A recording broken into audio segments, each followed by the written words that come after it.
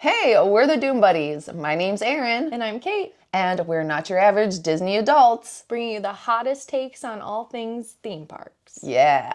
And today, well, it's been a while since our last podcast episode. We've been quite busy. Hey, how y'all doing? Yeah. And as you could tell, if you're watching us, we got a little new setup that's a little bit more comfortable and fun. So, little changes over the span of time that we've been doing this, which has almost been 2 years. That's wild. That is wild. So, pretty cool. So today we're talking about something kind of controversial, I think. Yeah. And that's the prices of Disney tickets and how they have changed over the years. And we mean specifically, mostly Disney World. Right. We will bring up Disneyland as it is the first park that opens. However, we will mostly be talking about Disney World because that is our home park. That's our home park, yep. Yeah. And honestly, I think a lot of people who travel the world will usually go to Disney World. It's more of a tourist destination for people around the world, not as much as Disneyland. It seems more of like a local Right. kind of hangout thing, or like a place you'd go if you're really like a super fan Yeah. of Disney Right. theme parks. Absolutely. For sure.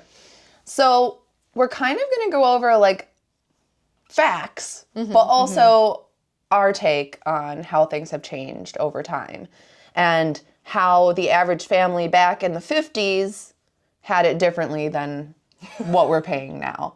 And obviously we know the economy changes, there's inflation, Right. Technology has advanced. So there are some reasons why the price increase makes sense. But when is enough enough? Right. And what does that mean for people like me who are balling on a budget? 100%. Most people are balling on a budget, as Or, they should. living week to week or something, Paycheck to paycheck, which is most of the world right now, considering all of the stuff that's been happening in our government. Crickets. So we're going to do a little bit of deep dive. Yeah. So I can start talking a little bit about Disneyland. Okay. So Disneyland opened on July 17th, 1955. Admission was $1. Okay, $1. However, yeah. guests paid extra for each ride. Yes. With prices ranging from 10 to 25 cents for children and 23 to 35 cents for an adult. Right. And they offered 5 tiers of attractions. Yes. Though some attractions cost nothing and required no ticket, the most popular rides, shows, and transportation vehicles were each designated a letter, A through E. So letter A attractions were the less popular, smaller attractions and cost at least 10 cents in the 70s. So this is actually a little bit later than the 50s. So there was probably a price increase. Yeah. And then each tier featured increasingly popular or headliner attractions through to E. The most sought after attractions in the park were about 75 to 85 cents in the 70s. So they would hand out these little ticket books Yeah. that had like, little coupon books. yeah, they were little coupon books. And you could purchase them at the kiosks. They had like kiosks at different parts of the It's like when park. you go to like a local fair, like Yes. for us, like the Erie County Fair, where you would, each ride is posted for however many tickets. And, Right. And that was like the format back then. Yeah. Which honestly, I mean, it makes a lot of sense. Like, that's kind of how these fairs started. That's kind of how these things with rides, these theme parks started. Right. So, man, like, I can't even imagine. Could you imagine if they were doing that today? No. But I mean, they kind of are. They kind of are in the sense that they are, that they're selling different tiers. So it's kind of like they're going back to the basics. It's just far more expensive. It's not like 10 cents a ride. But like if you had to pay to go on every single ride at Disney. Yikes. That'd be rough, especially nowadays. But back then, I mean, man, 10 cents per ride, 75 cents per ride. I mean, maybe, they weren't making as much money as we are now, but, I feel like that's pretty manageable. It seemed to be. Yeah. For the amount of people that were going. Yeah. So it says individual tickets and books were available at small ticket kiosks in each land. And then by the end of the 70s, the park began phasing out of the various tiers until offering only a day pass in 1982. So that's a long time that they had that system. Yeah, definitely. I mean, it must have worked for them in some capacity for it to be going that long. And I believe I read as well that they only changed it because their competition was starting to do day passes. Oh, okay. And that's why they changed it from the books. But it's so funny that you talk about how it's like the fast passes, because it literally is. They do have different tiers for each ride. Right. And like, I remember, you know, even when they were doing, and we'll talk more about the fast passes later, but like when you would try to book a certain fast pass, it would be like, these are the most popular rides, so you have less of an opportunity to get these ones. Yeah. Yeah. So it is interesting how they've kind of stayed true to their plan, but it has since changed and gotten expensive. I feel like I could also see it being something to do with like the wait in line itself. Like if you figure everyone is trying to get on, like, I don't know, back in the day, like Matterhorn or something. Right. And you probably have a line before the line because you're like, what are you, like ripping the tickets out of your book? Right. And like you're standing there, you're going to hand them to the person. Yeah. Like whatever, that's added time on already having to wait in whatever the time for the line was. So maybe they got rid of it to cut down Time on that? That makes total sense. You know what I mean? Like, that would, Yeah. we'd be sitting there counting Ripping 1, 2, tickets. like, Yeah. No, 100%. I mean, especially the bigger that the parks got. And then, of course, Disney adding on more parks at Disney World. Like, I mean, I feel like that would just get out of hand kind of quickly. It's funny because I hear that they still honor those types of tickets at Disneyland. so if you still have them, you can like, cash in on them? I guess, but like at the same time, those have to be so rare that like somebody on eBay or like somebody would want to collect it for like $1 million or something. Yeah, like no, if I had something old like that, I would keep it, and then it just got to be so rare. You'd sell it for so much money. Yeah, no. Yeah. Anyways. That's so funny though. Right. So do you want to talk a little bit more about, well, you want to talk about Disney World now? Disney World, yeah. So Disney World opened October 1st, 1971. For them, the cost of a 7-ride book was $4.75, and an 8-ride book was $5.40, which is breaks down to 68 cents a ride. Wow. That's pretty cool. So this is Magic Kingdom, obviously. Yes. Nothing else really came until, you know, the 80s. But wow, like still, like like, can you imagine? What can you buy today in 2025 for $5.40? A fucking coffee. Like literally Starbucks coffee. I would say maybe Tim Hortons coffee. Yikes. Because I just bought this at Dunkin' today, and this was $6.40. Wow. So there you go. So that was more. There you go. And it's so wild how times have changed. Yeah. Wow. So then in the 80s, what happened? Yeah. So obviously in the 80s, they opened Epcot, Walt Disney World Village, MGM Studios, which we know as Hollywood Studios, Pleasure Island. I wish I could have gone there. I know. Typhoon Lagoon. Oh, Typhoon Lagoon. Wow. What a throwback. Anyway. Yeah. In the 80s. That's crazy. 81, one-day pass was introduced for $13.25, increased in price over the decade to a high of $29 in 1989. That is funny that that date is mentioned here because my parents went to Disney World for their honeymoon.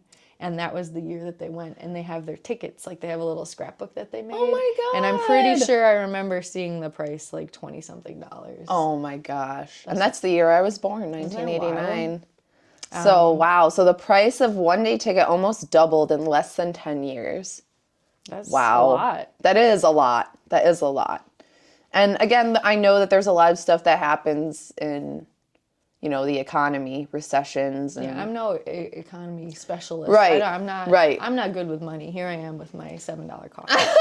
Clearly, I'm not good with it, but I know enough. Right. And I feel like in this episode, we're not telling you guys that we're economists, but we do want to paint a picture in the fact that it was much cheaper than it is now. Yeah.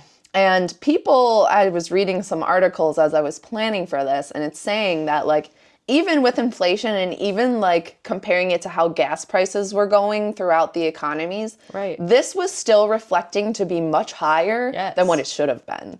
Right. So, And I mean, you have to take into consideration that it is a vacation, it is a luxury, it's not Right. a necessity. right. But just it used to be manageable Right. for anyone and everyone, and that's the basic point we're trying to get across. Right. Of course. And I think too, like, I think people kind of fight about this where they're like, you know, Walt Disney would have been fine with it because it is a business and whatever. I agree. Yeah. But at the same time, he did want to make this accessible for the families. Yeah. And, you know, as we will keep going through this, we'll start to see that this is starting to look more like what is it a vacation for a wealthy family versus an average American home. Yeah. So, anyways, yeah. So, what about the 90s? All right, so a one-day pass to Disney World in 1991 was $33. And then by the time 1999 rolled around, so that's an 8-year difference, it increased to $44 Wow. for one-day pass. Yeah, and you'll start seeing a pattern here that within like almost 10 years, they pretty much double the price of a day ticket. And then it starts to get a little wonky as far as the parks and like depending on which park it is and what Yes. day and like if it's near a Yes. holiday. Yes. Yeah. And now we're going to introduce the Fast Pass system here. Yep. So in 1999, Disney Imagineer Greg Hale thought the idea of Fast Passes. Disney installed paper Fast Pass distribution kiosks near attractions throughout the parks. So you had to physically go to the attraction that you wanted to go on, and you had to put your park ticket in. And did you do this? Yeah. Okay. Yeah. I want to make sure. Yes. I know we went back then, but I feel like even then people didn't really know how that system worked. But because we were didn't. crazy Disney kids, we used to watch those VHSs that they sent you. And they showed you and they showed you. Yeah. what to do. Yeah. So yeah, you'd put your ticket in, and then it would give you a paper Fast Pass, and it would give, like, you didn't choose the time or anything; it just gave it to you. Like, Yep. here's your window, your hour window. This is your Fast Pass, like the actual ticket for it. Yep. And everybody, of course, needed their own ticket. Yep. They needed their own Fast Pass. Yep. And it says here that the kiosks were at every ride and attraction. Yep. So it eventually became more popular and they started doing it for everything, even shows. Yeah. I remember being like so skillful at the Fast Pass system. Like I remember being like, you have to go at rope drop and you have to literally like not run, but go to the attractions that you really wanted a Fast Pass for and get that immediately. Yeah. And you literally, like, I would plan it where I'm like, okay, we got to go to this one, we got to go this one, we got to go this one, and then the rest we can manage. Yeah. And if we have time or if, you know, there's They openings, still have, yeah. we could get more. Right, but you never really knew, well, obviously you couldn't plan for what time it was going to be. Right. And did they tell you if they were like, they were all gone? Were they like They would. Okay. Yep, they would. I think they would even put like a sign or something? a sign or like they would close the kiosks. Oh, okay. See, when I went, and this was in like the early 2000s, and I was a kid, I remember doing it, but I don't remember all the specifics of it. Yeah. So, and like they would each have like a little thing at the top that showed which Little attraction. design. Yeah, they're really so cute. cool. I think I might actually still have Oh, that's awesome. one or two Oh, from back then. that's so cool. They're so cute. And then let's just talk about that. This was all fully complimentary. This was free. This Hear was me now. free. FREE, free. And not only did you, like, to me, like, if you're paying $44 each, you know, I feel like that's such a complimentary thing, like a good thing to do for your guests to be like, hey, like, here's a little thing that you can do to help manage these lines and make your day better. Yeah. So brilliant idea, Greg Hale. I just Yeah. wish it was complimentary I still. wish it still was. Yeah. Okay, so then I could go over this part. So after that all happened with the fast passes where you would print your physical ticket, then Disney, we're getting to the more technologically Modern times advanced. here, smartphones and all Yeah. that. So then they came up with the My Disney Experience app, which we all know and love today. Or hate. Or hate. And the new FastPass service completely got rid of the paper by 2014 and transitioned everything to the My Disney Experience app, where guests could make up to 3 FastPass reservations in advance. And it was still Complimentary. free. And also, too, you could, after you used up your 3 fast passes, you could pick 3 more. At that time, you could pick 3 more Yeah.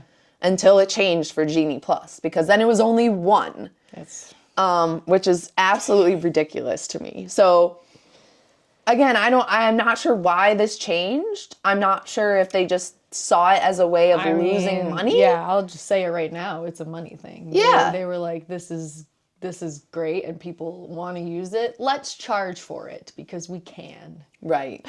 Which is so crazy. I don't know. Like, that was one of the best things I think about Disney. Like, I remember when I would talk to people about going to Disney, I would really hype up the FastPass system. And I'd be like, this is what sets Disney apart. Because I believe at the time, like with Universal, I didn't really look into Universal that much. But I do remember that the Universal FastPass they always sold it. I don't think there ever was a complimentary one. No. Because they had the Express Pass, and that's like Right. just an umbrella pass that you get to use everywhere Right. versus the Disney one where it's, per attraction. Right. And I felt that really set Disney apart. And it made it special. Yeah, and because it was free too, like you would think that it would be like, oh, the minute they open, they're gone, but it wasn't, because back then and even still now, people don't do their research on going to the theme parks. Right. See, there are people that don't even know what these apps are. They don't even know what a fast pass is. Right. So like you could kind of get the leg up on people because they weren't planning for that. They didn't even know it existed. Like even Right. this past trip I just went on, when we were there for MegaCon, I had a man asking me at Animal Kingdom, like, what is there to do here? So people don't plan at all. Like they just Right. show up and just do whatever. Right. So the Fast Pass was really good for people who did Yeah. that research. Yeah. It was almost like It was a very game. accessible, yeah. I loved it. Like, I was like, okay, we got to do this. Like, it made me, like, the hyper planner in me, it made me feel so good. Like, I was like, okay, we'll go to this and then we'll get this time window. And if you got to the park early enough and you printed the tickets out from the kiosks, you would get really good times. Like, you would get, like, maybe, like, 11:45, and then this one's 12 to something. And then, like, if you got yeah. then you could bang out those rides and then Yeah. enjoy the rest of the, like, it was just, I personally loved it when it was like that. So the app is cool, and I appreciate that it does the wait times and all of that stuff. But as far as the fast passes go, like, it was cool when you could get the 3 other ones after the 3, but then it just continually got. I think it's also worthwhile to mention too that this is the system that was accessible and available to everyone. It wasn't specific to, are you staying on property? Are you an annual pass holder? Yes. Are you just a regular person coming for your vacation that you waited all year for? Right. And you're not staying on property. Right. Like all those factors come into play now. Yeah. Back then, it was everyone, like free for all for everyone. Everyone was at the same level. Yeah.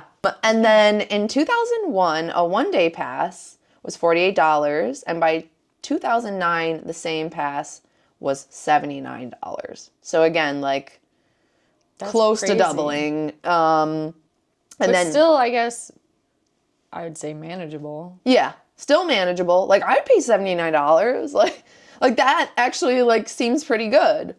But then when we go to 2010, it's $82, and then 2019 is up to a whopping $159, depending on the park and the dates. So that's crazy. And as of April 6, 2025, a one-day, one-park ticket at Walt Disney World starts at $119, with prices varying by park date. Park hopper ticket premiums, Disney Genie Plus, Lightning Lane, and Genie Plus starts at $15 per ticket per day. And the Genie Plus itself and the Lightning lanes depend on the park that you're in as well. Yes. Like a one pass. This is so stupid to say this out loud. Like if you're trying to get a one use Lightning Lane pass for Flight of Passage, that is a different price than the pass for Rise of the Resistance or something like that. Like it's all different. It's all situational. It all depends on the park, the time, everything you said. Right. Like it's not easy. No. That's why, like, shout out to the vacation planners, because Oh my God. first of all, you have to do all of this stuff, which, I mean, if you love it like us, like, we can easily plan our own vacation and make it as great as possible. But like you said, an average family that knows nothing about it, it can be quite daunting. So it's great to go through planners because they can help you out and give you good prices for things. But also, I can't imagine being like, well, if you do this, and how overwhelming it probably is for people who are booking these trips through a travel agent. And they're like, so this is how much it is because XYZ. Like, I can imagine being like, what the fuck? Yeah. Like, I'd be like, are you kidding me? Say that again? like, please explain that. I mean, at least we get it. We know. But, like, man, like... Because if you're just literally looking up a Disney trip and you, again, are at base knowledge and you're seeing the ads on TV and your kids are like, I want to go to Disney World, and you've never been, and you're like, okay, let's plan this, and you're looking it up, you're probably just going to look at the day tickets. You're probably not even thinking about all that extra stuff. Right. And even just looking at that and thinking, oh, $159 or whatever for me, my husband, my whoever, and then however many kids, like that in itself is... It's my crazy. mind, I would be like, like It's crazy. So we did the math on, I'm just going to skip to the bottom here and then we could go back up. But we did the math on a family of 4, people above 10 years old, for 1 day at Magic Kingdom plus lodging and like basic food and Lightning Lane. So, because if you're going 1 day, you better get the Lightning Lane if you're going to Magic Kingdom. You have to. You don't have a choice. Sorry. So and that's not my rule. That's Disney's no, rule. that's then you if you didn't do that, you'd be wasting your time. You really would be. You would, and that's the people who like.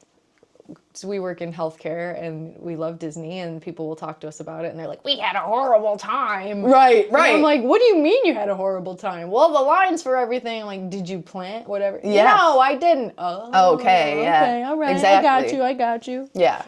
So again, bear in mind, this is a family of 4, 1 day at Magic Kingdom, plus 1 day of lodging, food, and the Lightning Lane. The basic Lightning Lane, not the premium Lightning Lane, which we'll talk about. So $783.84. So that's with tax for 4 people. That's just the ticket. Ticket Base prices. Magic Kingdom ticket. Yep. One day. 4 people for 1 day. For 1 day. Plus the Lightning Lane. So the Lightning Lane, and you buy the extra Tron Lightning Lane, which is $20 per person. And then the Lightning Lane itself is $15 per person. So, or actually it was $35 per person because it was Magic it's Kingdom. Magic Kingdom. Yes. So $216 plus that $783.84 is $999.24. Plus the 1 night stay at Pop Century, which is a value resort. Standard room. Standard room. It's not even, again, this is only 1 bed. Like, I don't know what you would do with the other 2 kids. I don't know. Got a couch, like a pull-out couch. Right. Oh my God. So that's $299.10 for 1 night. So you add that to the $999, it ends up being $1,298.34. So that's crazy enough. Crazy enough. So let's say you want to go and eat. Let's say you had breakfast at McDonald's or the... Hey, I have a question for you. Do you feel like eating today? Yeah. Do you think you have it in your budget to eat food today? Eat, right. What about a drink? Do you want to have a drink? Don't drink the water and No, don't do it. Don't go on Pirates of the Caribbean and take a handful. You'll get Oh my God. sick. People doing that, that's wild. I think I might have a sip. No. I would do a shot of it. No, you couldn't pay me to. I'd do You it. couldn't. So then I said, okay, let's say we do 2 meals at like the cheaper place in Magic Kingdom, Cosmic Rays. Let's say we do 2 Shout out. just drinks and a meal. So that's $103.84 for 4 people having a lunch and a dinner. Excuse me. Basic lunch and dinner, one side comes with the meal. And it's again just drinks, regular drinks. That comes out to $1402.18. So $1,402.18. Now this doesn't include merch or snacks or water bottles or anything. This is just basic, like. Wow. So if you think about it, that's more than like 1 check per month for people working, the average American working in the U.S. I'll tell you right now, that is just from my own personal life here. That $1402 is probably what I get for my bi-weekly paycheck gross. So that's before everything else is taken out of it. Right. So that just goes to show you right there just how insane it's gotten. I mean, and then like you see people walk out of the stores. I mean, hell, we walk out of the stores with merch easily. Like, I mean, you think a Spirit jersey is 60. It's like 80. It's $80. $80. Like 60 is like the kid's size, which I can sometimes get away with. Right. I can't. And then it saves me $20. Right. So, and ears are easily like $30. $35 now, I'd say. Yeah. So people walking out with merch bags. Kids, I always see, obviously they're really trying to get you to buy stuff, and they got the people that walk around with those light up bubble wands and shit. Yeah. Those are literally $30. Wow. Those little spinny things my that God. shoot the bubbles out. They always see. I mean, they're Ariel cool, or but whatever. $30. And you're gonna buy you're gonna buy it. Right. Like your kid's gonna have a meltdown. Right. 100%. So just looking at that alone, like that's like the basic of the most basic. I wouldn't even say that is like a really good reflection of a day at Disney. I feel like that could be at least $200 to $300 more Oh yeah, added to that $1,400. that's insane. It's insane. So now, just think about doubling, or if you're there for, I'd say 4 days at the minimum, because you're trying to hit each park. Right. So let's go back to 1971 when they opened Magic Kingdom. 4-person family, not including tax, $21.60, compared to now $736. That's with No tax. no tax, No tax. add-ons, no. With just tax. Just the basic entry into the park. Right. Without tax. So that's insane. Like how, like, It's a 50 some years now yeah. difference. Yeah. And so I wanted to kind of also go over kind of some of the other things that have increased over time. So hotels. Hotels, yes. This is why, We don't stay I on. used to be a stickler, and I would only stay on property because of those extra amenities that were often included, that made it worthwhile to stay there. And now, personally, I don't feel like the cost justifies those amenities, especially we know how I feel about the transportation system at Disney. Yeah. And they've changed everything, too.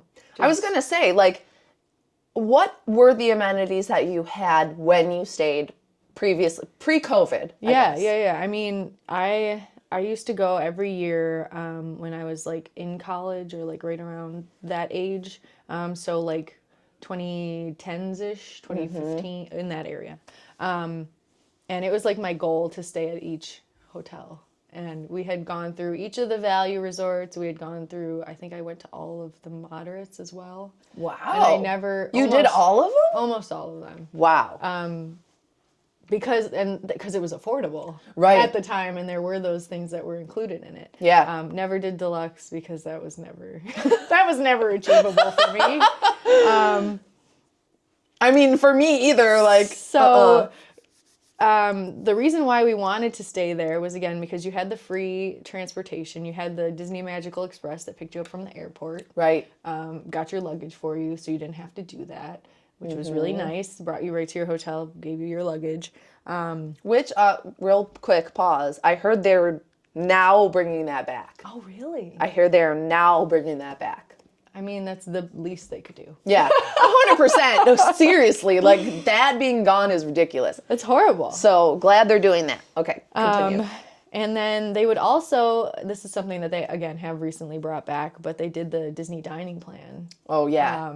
If you're staying on property, they would have that as an added fee, or sometimes they would give it to you for free, Depending on when you booked, right? when you booked and the time of year. So we would strategically plan our trip for when that was available, because now that's a free dining plan. That's Huge.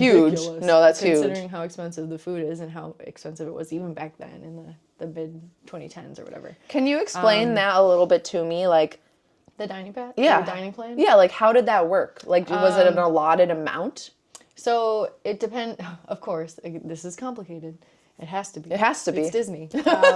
There were different tiers. So there was like the value dining plan and the deluxe dining plan. I don't know if there was a third one. Someone Okay. can correct me. I don't feel like looking it up. No, you're good. You're good. And for the value one, it was like you got 2 meals a day and a snack. Okay. And That's not bad. you just used your park ticket, or like in this case, I think Magic Bands had rolled around by then. Mm-hmm. And you would just, it wasn't like a money amount. Like it was when you had to buy the dining plan to add on to your hotel stay, but when it was a free one, like you didn't know the cost of it. It was free. Right. But yeah, you would just like go up to, and it was quick service only for the value plan. So you would go up to like Cosmic Rays, you say you're ordering the number 1 meal, then you could add on a snack, and everything on the menu said like if this was a meal or if that was a snack. Oh, okay. So, it like, would you would specify. know. And then you tap your band, whatever, and then the cast member usually would tell you or show you like, this is how many credits you've used, this is how many you have now. And you didn't have to do like 2 meals and 1 snack each day. If you were there for a week, you could you could eat all your snacks on day 1. You could eat 3 meals on cool. one day, 1 meal on one day. Like it wasn't specifically whatever. Interesting. It was great, honestly. I really liked it, but once you kind of actually broke down the cost, Yeah. a lot of times it was better not to have it. But if it's free, obviously you're Right. going to use it. So Right. this is back then. And then the deluxe dining plan allowed you a sit-down meal. Oh, so you would cool. have to, but then again, you'd have to like make your reservation and everything. Right. Use your dining credit for your sit-down meal. And then it also gave you a quick service meal too. I see.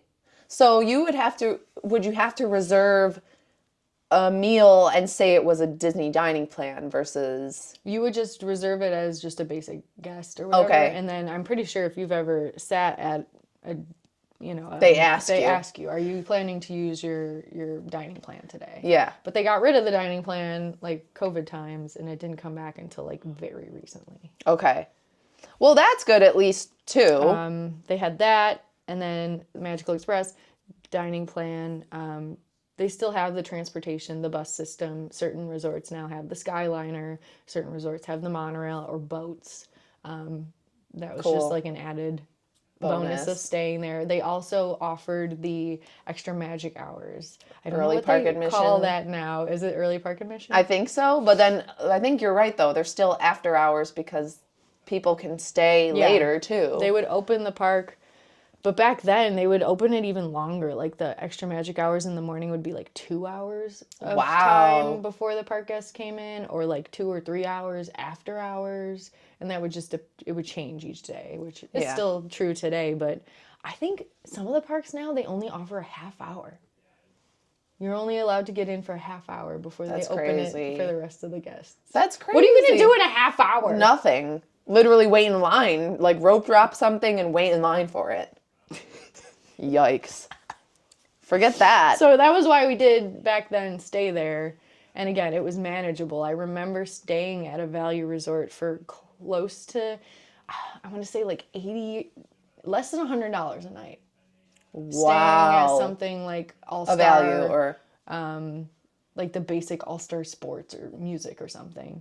Because this is when I was in college and me and my friends went and we could all afford it. And we were all working our, your retail minimum wage restaurant. Yeah. Yikes. Lifestyle. And we could afford it. Wow. So then let's look at this then. It says 2019, a night at Pop Century averages $213 and increased to $265 in 2024. Which again when I went over that thing with the four person family, I literally looked at one of the days this week. It was $299.10. So it even increased more. So showing an overall growth of about 24%. Meanwhile, a resort view room at the Grand Floridian saw an increase from $800 in 2019 to $963 in 2024, a rise about 20%. That is unbelievable. Unreal. Okay, so this is again partially why Kate and I do not stay on property. No. So let's just go over this. So let's say we stayed at Pop Century, $265. Is there a calculator on my iPad? I can do that if you need. Okay. Yeah. So $265 for we stay a week. Okay. So 7 days. $1,855 for And this is at Pop Century? Pop Century. You could never get me to pay that. Because let's disclose what we do now. Yes. So we always stay off property. We've found a really nice like a condo sort of resort that's maybe 5 minutes from Universal. It's literally right by Epic It's going to be across the street from Epic Universe. Yep. I don't know if I want to give away where it is. It's our secret. Maybe we'll if you ask nicely.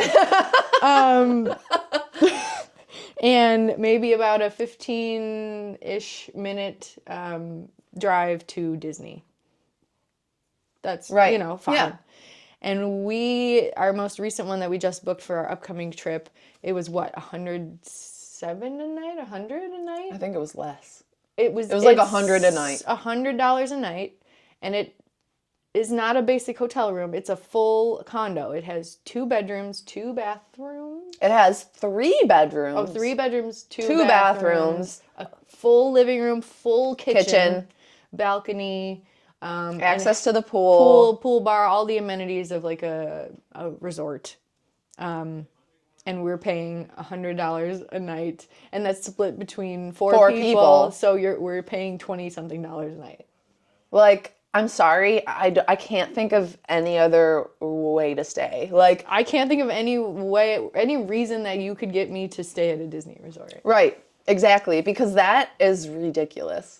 Like, $265 a night is ridiculous to me. It is. It really is. And for the Pop Century rooms, I've stayed here. I know they've gotten a refurbishment, but they are basically literally a basic hotel room. Right. As in, we're 4 adults, 2 couples. We would have to sleep in queen beds next to each other. Right. In the same room, and one little bathroom. tiny ass bathroom. And, the little setup with one, maybe 2 sinks. Right. No frills, no amenities whatsoever. Right. A literal basic hotel room. Right. To spend that money, stupid. No. And honestly, like, I mean, getting into the park early is cool and all, but for 30 minutes? Right. 30 minutes. We could literally rope drop it and still have like a great full day without the extra hours that they're offering. Dining plan, like we have maybe 1 or 2 meals there, and we tend to, when we stay at these condos, we'll go grocery shopping because it ends up being cheaper. Yep. So that we make our own breakfast in the morning. That cuts out 1 meal for you, and then because we're trying to make it as manageable as possible. I mean, but But again, we're balling on a budget and we still have a great time. Like, none of those other amenities really matter to us in the end. Like, not for the price you pay. Oh, I guess we could throw in here too, though, the benefit of staying on property is that you get that access to the fast passes You and do. the reservations sooner than people like us, that even if we are sitting here buying our tickets for however many months out, we still aren't able to book anything like a dining reservation or a lightning lane or anything until you get really close to your trip date. Right. As opposed to people that are actually going to stay on property, they get access to that way sooner. They do. So they gobble that shit up. So you could potentially miss out Yes. on a reservation. However, what is that website that you go to Oh, yeah, yeah, when yeah. so Kate knows of a website that we look at when we do our trips that tells us when there's an open Yeah. reservation. This is a website. It's called mousedining.com. And you just put in your information and you put in when you're hoping to get a reservation at a certain restaurant. And they will email you or text you, whatever your preferences are, when something becomes available. Because obviously people are constantly changing their plans, canceling their plans, whatever. Right. So, it's places like Be Our Guest, or, I mean, I guess Be Our Guest is a little bit more manageable now than it used to be to get Right. a reservation. Olga's Cantina. Literally anywhere, though, because you never know. People start booking that so early that even the things that you might think would have something don't. So Right. you put your information in there, and then they will, you say you want to go for lunch, you want to go for dinner, you have no preference, whatever. They basically just keep updating you. Like, we found a time slot for this, we found a time slot for that. And then obviously you have to go in there and get it. So it's not guaranteeing, like, they're not saying we got you this reservation for Be Our Guest at 3:45 on this day. They're saying there is one. Go to the app right now and snag it. Yeah. And even in that time frame, someone could get it because other people are using Are using the app, service. So, or the website. It is a plus for sure, though, because it's keeping an eye on that when You don't have all day to look at your just sit phone. there and keep refreshing and hope Right. that you get something. So that's cool. And that even also works for Disney Springs. Yeah. Like we are lovers of Homecoming. And we use this a lot for that because Yeah. we love that restaurant. You could always try to do walk-ups for those types of things, but And you sometimes get lucky. yeah, you do. But this is a good tool. It's free. Yeah. It's free. Yeah. Well, so we'll link that. Yeah. Not sponsored, by the way. Yeah, not sponsored, but it is a cool tip. So I did want to share this though too. So not only is there the park tickets, Wait, there's more. there's more. So when we go, we typically go during the Halloween season, the fall, because we're spooky bitches. You all know this. So we like to go for Mickey's Not So Scary. Are we gonna do it this year? It's looking like no. Spoiler alert. No. It's looking like no. So special events like Halloween and Christmas parties are super popular. This is allears.net. We're using allears.net for this source here. In 2014, $62 was the advance purchase price for an adult ticket and $57 for a child ticket. Now, again, factor in this is an added-on experience. So this is something that takes place outside of normal park hours. Yes. So you're factoring in whether you're at the park for Magic Kingdom's normal day, and are you staying for this event? Well, you have to get a ticket for it. You can't just stay there just because you were there during the day. It's a separate ticketed event. Yes, Or you exactly. could just go after hours, but still, it's a different ticket. Exactly. So in 2023, an adult ticket started at $109, but went all the way up to $199 depending on the date. A child ticket started at $99, but some ran to $189 on some dates. For adults, that's a 75.81 increase, and for kids, 73.68 increase. Wow. That's insane. Wait, so that's 2023, and that was what date? 2014. So 2014 was $62 and it went up to 2023 So that's not even 10 years, but like you were saying, kind of the 10-year rule, close to a Yeah. 10-year rule Yeah. of going up 75%. Now, What? so I will say that the Halloween party, I feel, has gotten way more popular in the last few years. Like, Yes. insanely popular. Like, I remember when we went for the first time together, it was nothing compared to what it is now. No. Like, it is so incredibly packed. Crowded, so overcrowded. Yeah, it almost seems like the higher price is kind of pointless because it's still an event that is so crowded that it doesn't feel like a separate ticketed event. No, Like, it just feels like a regular night at Magic Kingdom. It's not how it used to be when I think the first time I went to a Mickey's Not So Scary was, again, around college, so 2010s-ish.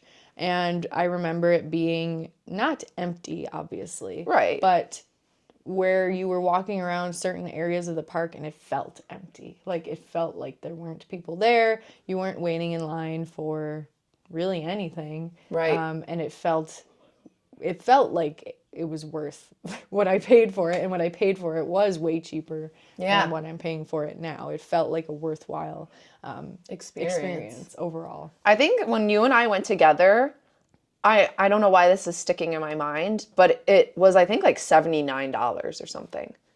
And now it's like Yeah, I think this past time we went, what did we pay? It was close to 200. It was close to $200. And it was so overcrowded, we barely got to go on any Anything. rides. We did Tiana's Bayou Adventure. That was nice. Amazing. That was good. Amazing. We waited maybe 20 to 30 minutes for it. Mm-hmm. Which, that was lucky and good. Right. But probably because no one wanted to go on a water ride at that time. But Haunted Mansion, which, I mean, That's our thing. that's our thing. We barely made it. Like, that whole night, we, like, The line for it was you know, like when they have insane. the person out there with "this is the end of the line," like that The sign. that they hold. The line had wrapped all the way into like Frontierland. it was insane. It was Whole insane. night, like not even like continuously. And we did not expect that or plan for that. We were like, what? Like, it just was never like that before. So, will we be spending the amount of money? Like, who knows? It's probably going to be more this year for an overcrowded event where, like, I think actually this year, if we did go, it would be a little cheaper because we're going in September that's true. as opposed to October. That's true. But still. I will also say, I don't know, I think we talked about this in one of our other episodes, but for some reason they had us go on the ferry versus the monorail. Oh yeah, they weren't letting you when we came in for the party. They were directing everyone to go on the ferry if you were there for Mickey's Not So Scary. Which took almost an extra 20-something minutes. It took so long. It took so long. And it was so hot. And we did not plan for that. We were like, what? Like, this never happens. We've never gone on the ferry. And I feel like it took 30 minutes. Like, It to was get a everybody long loaded time. on, to get everybody there, and then to get through the ticketing. And I was like, we could have already been doing, like, It was bad. it was bad. So, we may or may not go. If we do any Disney this year, it would only be probably the party. Because Epic and Universe. I don't know. Like, I'm like, it's been the same every year, and It has. I love it, obviously. We love it. Boo to you. It's incredible. I love the Sanderson sisters. Bleh. I love getting to go to the Magic Kingdom in costume. It's probably one of the greatest It's so fun. feelings ever. Taking pictures there. But is it worth it to spend? And I gotta be honest with y'all, I'm getting to be like a crotchety old person. I am too. And I just get pissed. Yeah. People piss me off over the smallest things. No, it's yeah. People are getting a little bit too out there for my taste, where it's like they just very much not thinking about other people's personal space and stuff like that. Everyone has like main character energy, and they just forget that they don't know how to conduct themselves in public. Right, exactly. So that is basically what we wanted to talk about as far as pricing goes, and Yeah. just how vastly it's changed over the years. And like I said, we do understand, like, Disney has so much staff. Like, they need to pay their staff. Yeah, They and don't they pay don't their even staff pay 'em. enough. No. Like, so there are reasons to raise the prices, but again, it comes to the question, when is enough enough?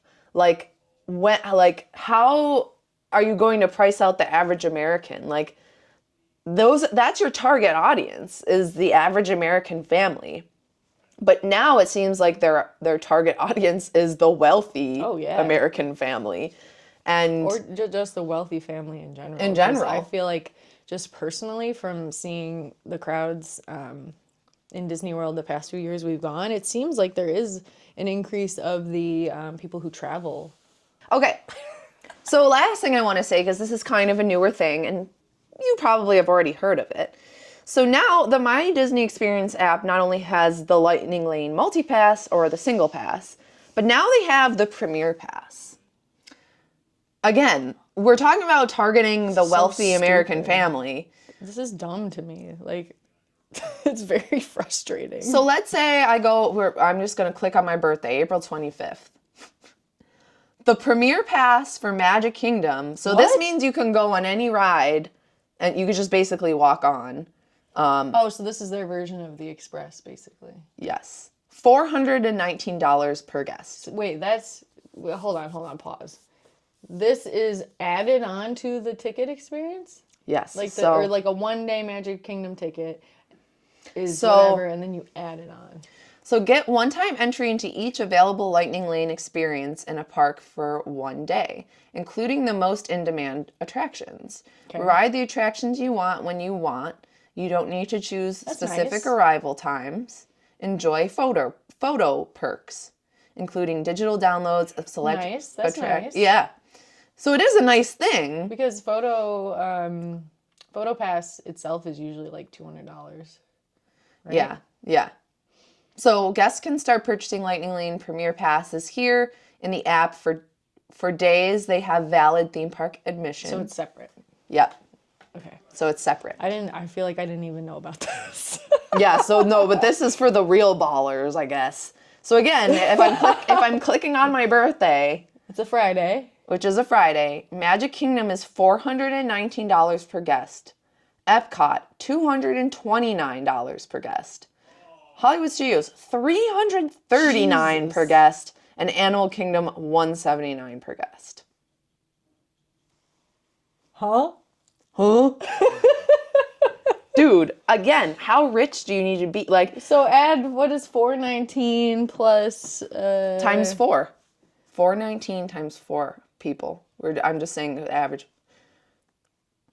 For 1 day. $1,676 for 1 day. Again, on top of everything else that you're paying for. Who is buying that? I don't know. Comment below. Come if you are on, buying millionaires. I mean, seriously, like, I'll stick with the basic ass Lightning Lane until I become rich, I guess. that. Even then, it's like, man. That's so crazy.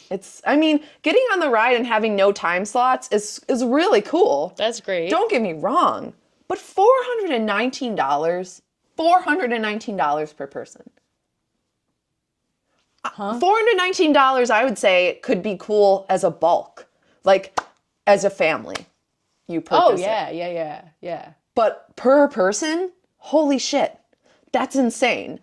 So anyway, so that's kind of a newer thing that they came out with is the Premier Passes.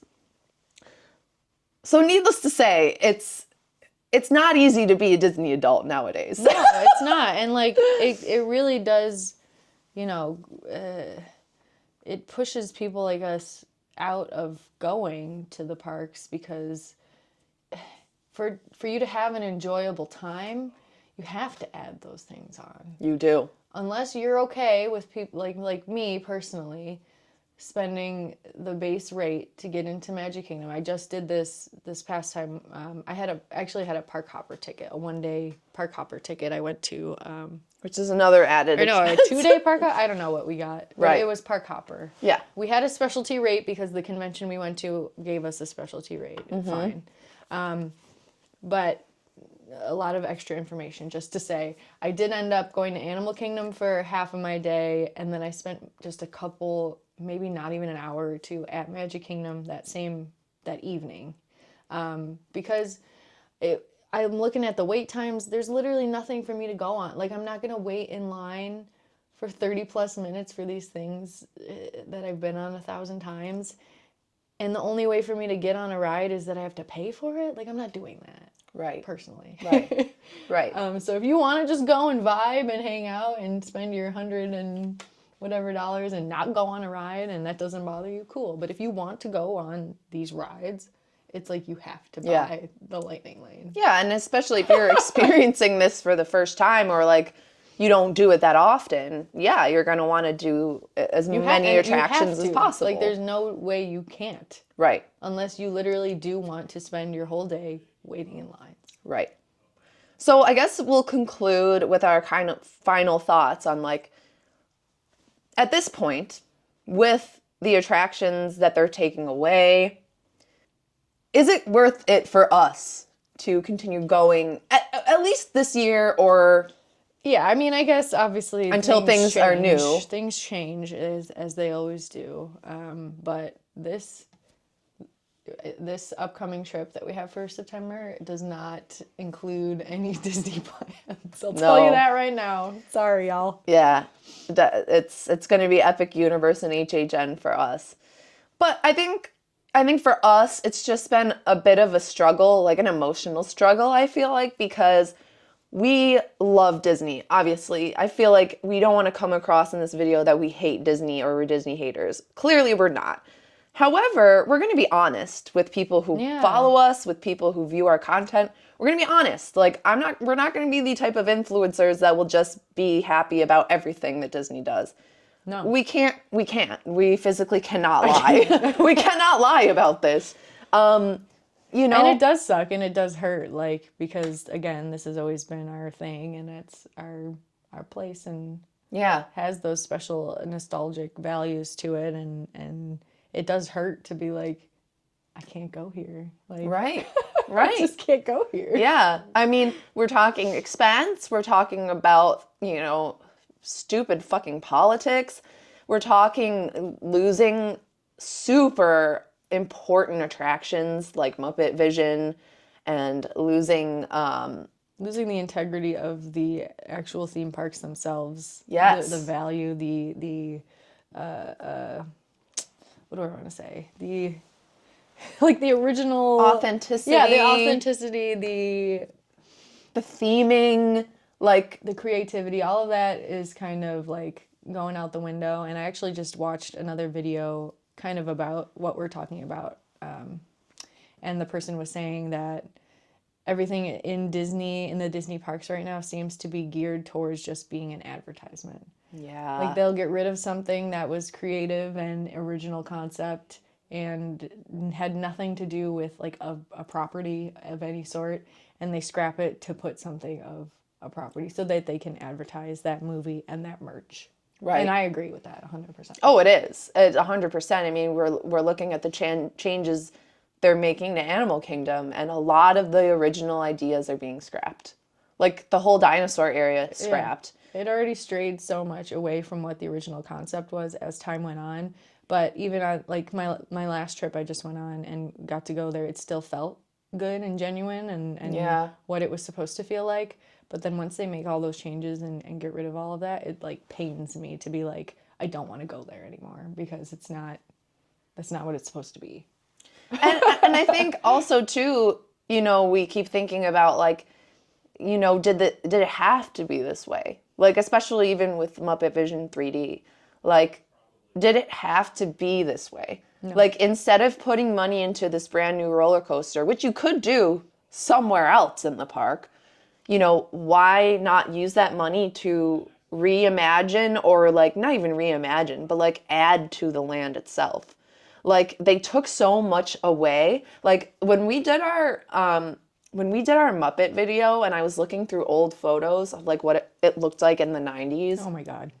Like, amazing. Like, the fact that they had the fire truck, the fact that they had the signage was insane. The big balloon. Yeah, the balloon. Like, they've taken so much away to make it feel so stale. And I'm like, this is not what the land was originally made to be. And you could put your resources into that and having people meet the Muppets and like have meet and greets and have an amazing store with Muppet merch. People would go and merch would be sold. Like, I just Like, feel... think of how they just released that Pizza Rizzo pin and it sold out. Sold out immediately. I just feel like they're not thinking about how they could make use of this area and make it better versus just scrapping it and putting an IP there. Like, even when Disneyland was first made, when Walt, was coming up with his Disneyland, there were some of the attractions that were based on the movies that were coming out at the time, and he was using it as advertisement. Like, we can't deny that. Like, right. Sleeping Beauty Castle was made to be an advertisement for the movie. Right. And they did have the Snow White attraction. They did have Peter Pan, stuff like that. That was saying, hey, here's our movie. You can be in it. Right. But it still felt more genuine. I don't know. Yeah. But on top of that, they did have all that original concept stuff. They had stuff like Haunted Mansion. They had stuff like Jungle Cruise. They had stuff like Small World, the Matterhorn, all that kind of stuff. There's not movies about that. And then if you think about that those are like crutches that make up Disney. Yeah. Are those original concepts. Right. And like, instead of leaning into that. It did that well with those things. Right. But now they seem to think that we have to have it based on these characters in these movies that the general public knows to get them to come, because the general public can't handle the creativity of a original concept sort of thing. Which I don't is know. crazy. Is that where we're at as a society? Is that that's what it seems like? I mean, even the movies are a regurgitation of what was good in the past. Remaking these live action movies is just a regurgitation of something that doesn't need to, like, something that's already amazing. So it's like, it seems to be what's happening. And we so desperately are clutching at the nostalgia and the things that we love about Disney and the storytelling and everything. And it just seems to be like just leaving our grasp. Slipping through my fingers all the time. Yeah, so I don't want to, I guess my main point is I don't want to pay all that crazy money for something to me that's not what, like, I'm not getting the value out of it. I'm not getting that sentimentality out of it. Yeah. Like, it's just a whole changed experience. And I don't want to spend my hard-earned money to be upset and stressed out and disappointed. Like, right. It's supposed to be, like you said, a vacation, which is a luxury. yeah. And if we're paying for a certain experience and something that we really want, and it doesn't meet that expectation or meet what we've felt in the past, then it becomes a little bit less of an experience you want to spend your money on. No, I could think of things that I would rather spend my money on at this time. Right. Like, maybe Disney Cruise is the way to go. Even then, it's visiting Disneyland to get that nostalgia back. Yeah, 100%. Epic Universe, which is going to be our biggest thing. We'll definitely do an episode on that. But yeah, so, I mean, not to sound all sad and whatever, but I am sad, though. I will acknowledge it. We're going to be honest about it. It is sad, and it does. We joke about it and said, are we deconstructing from Disney? But, like, kind of. It's just the reality of it. Like, Yeah. I can't sit here with rose-colored glasses for forever. It's just like, this is what it is. It is a business, and I mean, it's sad. Like, it seems like as the country keeps going down the road of money, money, money, billionaires owning all this stuff, and it becomes less genuine and less, I don't know what the word is, but yeah, it just becomes less genuine. yeah. So, yeah, that's all we have really for you guys today. It's a little depressing, but like, I know, but that's the way it is. you kind of get that with the Doom Buddies. We're gonna be our authentic selves, and gotta be sometimes real. we're depressed. You Gotta be real about it. Yeah, 100%. And what are your thoughts? Yeah. I mean, share what you think in the comments. I guess it also would make a big difference too if you were like a pass holder, you know, throw that into the equation. Yeah, what do the pass holders think? And maybe eventually it would look different for us if that becomes something that we do in the future. Yeah, tell us your thoughts. Anyways, we hope you had a good time listening, and we'll be back with some new content soon with our new setup. Yeah, what do you think? What do you like? I guess we'll just take a little tour real quick. Yeah, a little tour. We've got our Lego Cinderella castle. This is my Goofy from the first time I went to Disney as a kid. Yep. In the early 2000s. We've got a little Figment ear hat. This was my first. Is that retro? This is one of my purchases. Again, when I went to Disney as an adult, like when I was in high school, 18. Yeah. I got that. A little hula dancing, like one of those little things you put in your car. He dances. He's cute. That's Olaf. And then we have a Lumiere who lights up. Oh, we have glasses, 3D glasses. Oh, what's that? It's Tough to Be a Bug and Muppet Vision 3D. Where'd you get those? Collector items. Wow. And then Finger discount. I mean, they're leaving, so we needed them. I'm not the only one who did it. No. And then our little Belle, She's cute. Belle got that. Kate got this for me for my birthday one year. And then Ben's sister 3D printed this beautiful rose from Beauty and the Beast for me. So yeah, we like it. We're gonna display all their little trinkets. My trinkets. Our trinkets. All right, guys. Thank you. Have a great day. Stay spooky. Stay magical. We love you. Bye. Bye.